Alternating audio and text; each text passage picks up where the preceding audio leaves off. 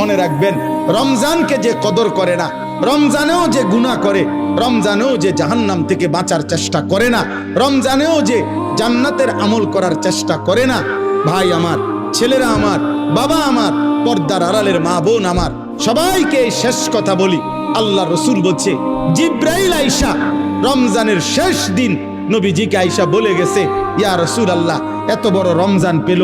ইফতার, সাহারি, তারাবি, এতেকাফ, শবে কদর, প্রতি ঘন্টা মিনিটে এত মাফ নেওয়ার সুযোগ থাকার পরেও যেই নাফরমান জাহান্নাম থেকে বাঁচার চেষ্টা করে নাই, গুনাহ থেকে আল্লাহর কাছে মাফ নেয় নাই, জান্নাতের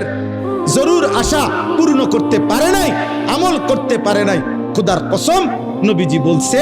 জিব্রাইল আইসা বলছে, ইয়া রাসূলুল্লাহ, এমন নাফরমানের উপরে আল্লাহর লানত, আল্লাহর লানত, লানত, লানত। নবী বলছে আমিন।